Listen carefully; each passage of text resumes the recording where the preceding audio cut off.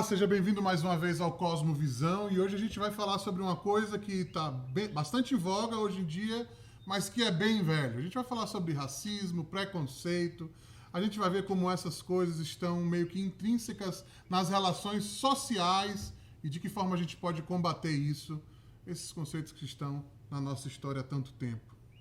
João capítulo 4, versículos 9 e 10.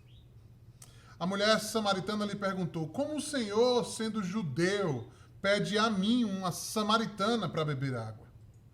Jesus lhe respondeu: se você conhecesse o dom de Deus e quem está pedindo água, você teria pedido e dele receberia água viva. Parece que racismo, preconceito e discriminação é uma coisa da modernidade, não é?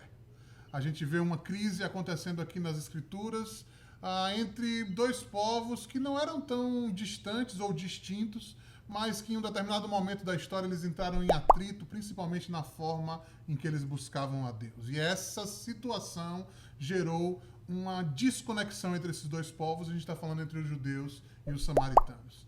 A gente sabe que dentro da nossa sociedade existem perfis diferentes de pessoas, existem nações diferentes dividindo o mesmo espaço. A gente vê homens e mulheres aí buscando o seu espaço e desempenhar de melhor forma os seus papéis sociais. Esse é um desejo, uma aspiração de todos nós.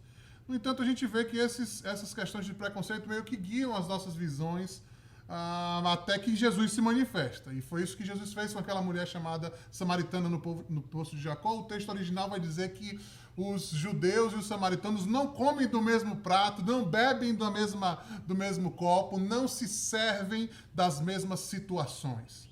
Jesus chega para a mulher e diz assim: olha, se você conhecesse o dom de Deus. Esse dom de Deus, irmãos, é muito importante para a gente vencer esse preconceito. O dom de Deus é o amor.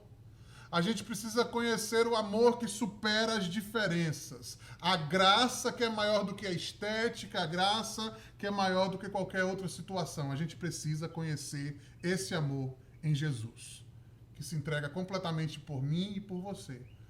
Homens e mulheres pecadores, distantes de Deus, e nos aproxima de Deus e uns dos outros.